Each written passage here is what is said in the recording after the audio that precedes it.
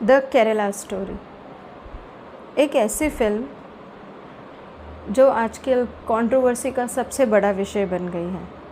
एक ऐसी फिल्म जो आजकल बहुत ज़्यादा चर्चा में है। आप इंस्टाग्राम, फेसबुक, व्हाट्सएप, ट्विटर कहीं भी पढ़ लीजिए, हर जगह इसी फिल्म पर रील्स बन रही हैं, वीडियोस बन रहे हैं और ये आज का हॉट टॉपिक है, कह सकते हैं हम। और यही नहीं, ऐसा हमारे देश में हर बार होता है जब भी कोई फिल्म किसी एक सच्ची घटना पर आधारित होती है और वो किसी एक पर्टिकुलर रिलीजन के बारे में हो, तो फिर इस तरह की कंट्रोवर्सीज उस फिल्म पे आ जाती है। ये फिल्म आते ही हमारे देशवासी दो तबकों में बट गए हैं। एक ऐसा ग्रुप जो इस फिल्म की कहानी को सच्ची मान रहा है, सच बता रहा है और उसके बारे में और जानने के लिए बहुत ज़्यादा उत्सुक है। इस फिल्म के अदाकारा को, इस फिल्म के प्रोड्यूसर को, डायरेक्टर को बहुत ज़्यादा अप्रिशिएट कर रहा है और इस फिल्म को बहुत सपोर्ट कर रहा है।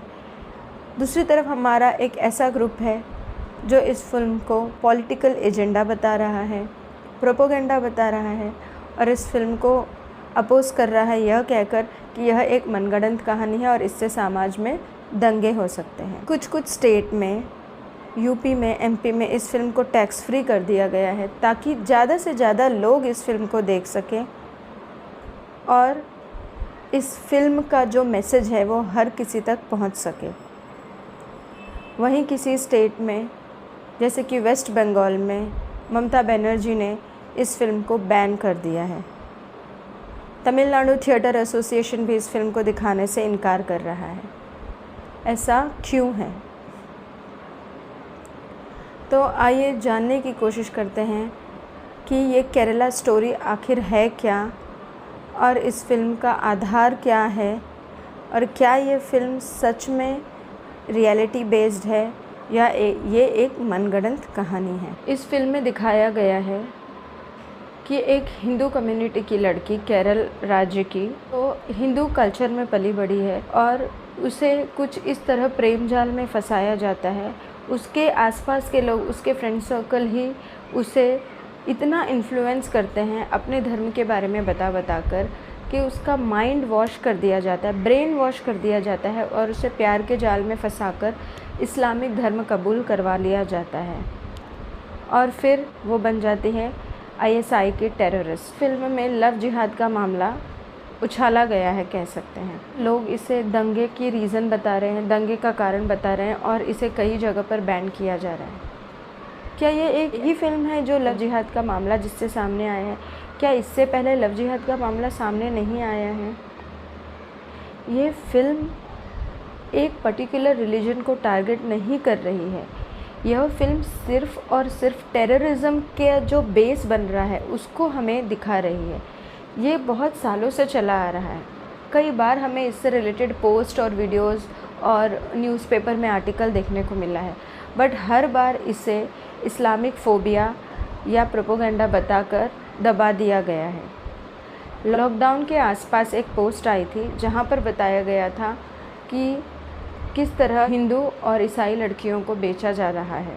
ईसाई लड़की की कीमत है $50 और एक हिंदू लड़की की, 15 साल की हिंदू लड़की की कीमत है $300। ये पोस्ट आई थी, ये खबर बहुत सुर्खियों में थी।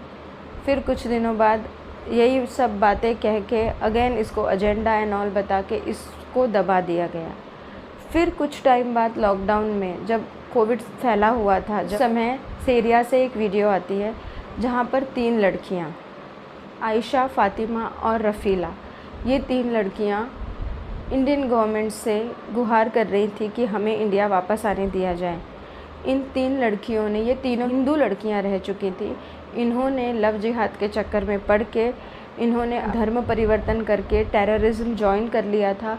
फिर वहां जाकर इनका जो हाल हुआ, अपनी ज़िंदगी से परेशान होकर ये यहाँ आने के लिए रिक्वेस्ट करने लगे और उस समय लोगों का मेन मुद्दा जो था, लोगों का जो मेन अटेंशन थी वो कोविड न्यूज़ को मिल रही थी। तो उस समय भी इस न्यूज़ को बहुत ही आसानी से दबा दिया गया। इस फिल्म में अभी जो केरला में चल रहा है वो बताया गया है। केरला के जो पूर्व CM रह चुके हैं उन्होंने भी अपनी रिपोर्ट में कई बार ये कहा है कि केरला में एक बहुत ही बड़े लेवल पे कन्वर्जन चल रहा है। उन्होंने अपने एक स्टेटमेंट में ये क्लियरली कहा है कि आगे आने वाले 20 सालों में केरला एक इस्लामिक राज्य बन सकता है। उस समय उन्हें भी Islamic phobia and propaganda and blah blah blah बहुत कुछ कहकर की बात को भी खारिज कर दिया। आज केरला की कुछ लड़कियां इस फिल्म आने के बाद वो हिम्मत जुटा पाई हैं और वो सामने आकर बातें बता रही है। इसके पहले ये बात किसी को पता नहीं थी, तो आज उन्हें भी दबाया जा रहा है, इस फिल्म को भी नकारा जा रहा है। ऐसा क्यों हो रहा है? फिल्म है, लोगों को देखने दीजिए, लोग डिसाइड करेंगे क्या सही है क्या गलत। और आज हिंदुस्तान की जनता इतनी बेवकूफ़ नहीं है जितनी कि 10-15 साल पहले हुआ करती थी। हिंदुस्तान की जनता एक फ़िल्म को देख के इतनी उत्तेजित नहीं हो जाएगी कि वो दंगे करने लगे। हिंदुस्तान की जनता में खुद की एक सहनशीलता और सोच समझ है। ये फ़िल्म सिर्फ़ एक माध्यम है समाज में हो रही गलत चीज़ों को लोगों के सामने लाने का।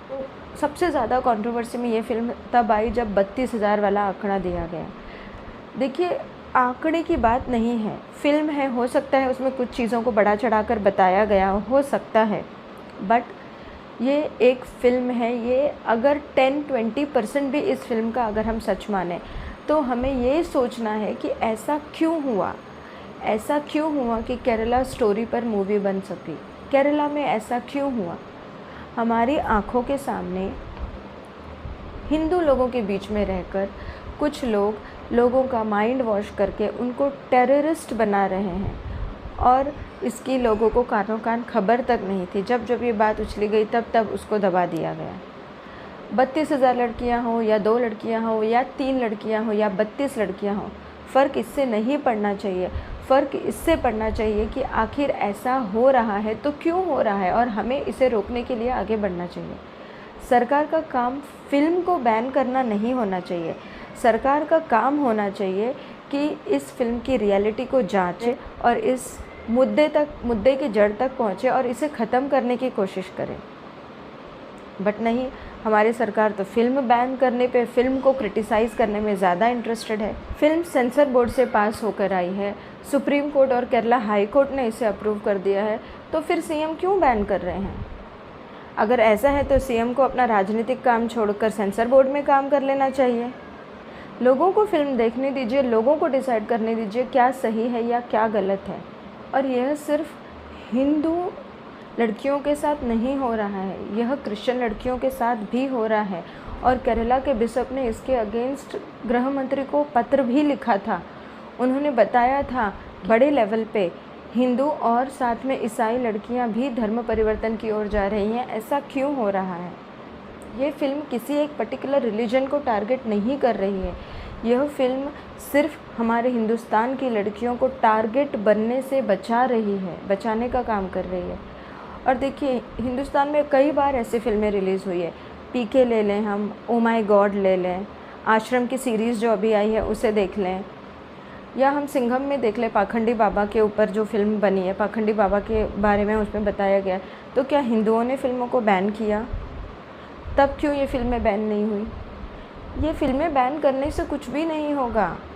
आपको फिल्में बैन नहीं करनी है, आपको फिल्मों में सच्ची घटना अगर है तो वो क्यों हो रहा है। अगर कुछ बुराई दिखाई गई है और वो रिलीजन उससे जुड़ा हुआ है तो उसे बदल कर नहीं दिखाया जा सकता। देखिए, हिंदुस्तान में भी कई मुस्लिम लोग रहते हैं जो कि काफ़ी समझदार हैं। फिल्म का ये उद्देश्य नहीं है कि हिंदू मुस्लिम में दंगे कराएं। इस फिल्म का उद्देश्य सिर्फ एक सच्ची घटना को सामने लाना था। कश्मीर फाइल आई थी, उसके बारे में भी इतनी कंट्रोवर्सीज़ हुई थी। क्या कश्मीरी घटना, जो कश्मीर फाइल में घटना दिखाई गई, वो सही नहीं है? वो सच नहीं है? वो सच है ना, आखिर वो सच निकला ना। देखिए, अगर आप 32,000 के आंकड़ों पर अटके हुए हैं, अगर आप सिर्फ एक उस आंकड़ों की वजह से इस फिल्म को गलत कर रहे हैं तो ये गलत होगा। क्योंकि आपको और हमें, हम सबको पता है कि हिंदुस्तान में कई केसेस ऐसे हैं जो रजिस्टर ही नहीं होते हैं। स्पेशली लड़कियों को लेकर बहुत सारे ऐसे केसेस होते हैं जो रजिस्टर ही नहीं करती है हमारी पुलिस या हमारी गवर्नमेंट, या रजिस्टर करती भी है तो उसे दबा दिया जाता है और उनका कोई भी रिटन सोर्सेस नहीं होता है। और जहाँ तक हिंदू मुस्लिम या किसी भी रिलीजन के बीच में दंगों का सवाल है, तो ये फिल्म एक रीज़न नहीं है। दंगे कराने के लिए हज़ारों मुद्दे और भी हैं। तो मैं सिर्फ ये कहना चाहूँगी कि जो मूवी है वो हर किसी को देखना चाहिए, स्पेशली गर्ल्स को देखना चाहिए और उस फिल्म से ये समझने की कोशिश करनी चाहिए। देखिए, लव किसी भी कम्युनिटी से हो सकता है, प्यार हमें कम्युनिटी देखकर नहीं करना है, बट हमें अपनी सूझबूझ से, अपनी समझ से करना है, हमें अपनी आंखें बंद नहीं करनी है। और इस फिल्म का सबसे बड़ा मैसेज ये है कि आप अपने धर्म के बारे में पहले पूरी तरह जानिए, नहीं तो कोई भी ऐरा गैरा आके कल को आपका ब्रेन वॉश करके अपने धर्म को महान बताकर या किसी भी तरह आपको अपनी जाल में फंसा सकता है। तो सबसे पहले आप अपने धर्म को जानिए, अपने धर्म की महानता को जानिए। और धर्म और देश, ये चीज़ से बढ़कर कुछ भी नहीं होता है। चाहे कोई भी भगवान हो, हमारी गीता, महाभारत, रामायण, हर जगह पे यही कहा गया है कि अपना देश सबसे आगे है, उसके बाद धर्म है और धर्म की रक्षा करना हमारा काम है। चिंता का विषय ये नहीं होना चाहिए कि फ़िल्म आए या ना आए, फ़िल्म को रिलीज़ करें या बैन करें। चिंता का विषय ये होना चाहिए कि अगर ये फ़िल्म बनी है तो इसका कुछ ना कुछ तो सोर्स होगा ना। ऐसे ही तो फ़िल्म नहीं बन जाएगी, कुछ ना कुछ तो सोर्स होगा। तो हमें उस बात को जानने की, डिटेलिंग को जानने की कोशिश करना चाहिए और कोशिश करना चाहिए कि इस केरला फाइल को, इस स्टोरी को यहाँ तक आने की नौबत कैसे आई। केरला में ये जो हो रहा है ये क्यों हो रहा है, भले ही ये एक लड़की के साथ हो रहा हो, बट ये क्यों हो रहा है। कुछ यूट्यूबर्स भी कहाँ के उठा के कहाँ की थ्योरीज़ को, हज़ारों लाखों साल पुरानी थ्योरीज़ को लाकर इसमें डालकर, और वो भी इस फिल्म को गलत बताने में। अरे भाई, ये फ़िल्म है। फ़िल्म में हो सकता है कुछ चीज़ें बढ़ा चढ़ा कर बताई गई हों, हो सकता है फ़िल्म को फ़िल्म जैसा लगने के लिए कुछ चीज़ें की गई हों, बट फ़िल्म का मुद्दा समझो, फ़िल्म के मुद्दे को समझने की कोशिश करो। बस एक बार कहना चाहूँगी, यह फ़िल्म किसी भी रिलीजन को नहीं, यह फ़िल्म सिर्फ टेररिज़म को सामने ला रही है। किस तरह हमारे देश से टेररिज़म का एक बेस तैयार किया जा रहा है वो बता रही है। तो आप ज़रूर जाइए, इस फिल्म को देखिए और फिर आप डिसाइड कीजिए कि आपका व्यू इस फिल्म के बारे में क्या है। और अगर इस फिल्म में कहीं आपको थोड़ी भी सच्चाई लगती है तो मेरी सारे भारतवासियों से एक रिक्वेस्ट है कि वो इस फिल्म के बारे में, प्लस हमारा जो कश्मीरी फाइल फिल्म के बारे में है, जो भी स्टोरी बताई गई उसके बारे में रियल नॉलेज लेने की कोशिश कीजिए। क्योंकि हमारे हिंदुस्तान की हिस्ट्री में ऐसे बहुत सारी चीज़ें हैं जिसके बारे में आज हिंदू को पता नहीं है, हिंदुओं को उसके बारे में कुछ भी नॉलेज नहीं है। हम सिर्फ सेक्युलरिज़म करके बैठे हैं। ऐसी सेक्युलरिज़म किस काम की, जहाँ पे आपको कोई भी बाहर का बंदा आके बहला फुसला के अपनी कम्युनिटी में मिक्स कर रहा है। बस अब सेक्युलरिज़म का खेल बंद करो और अब रियल हिंदुस्तानी बनो, क्योंकि अब हिंदुस्तान को एक रियल हिंदू की ज़रूरत है, सेक्युलरिज़म की नहीं। Thank you.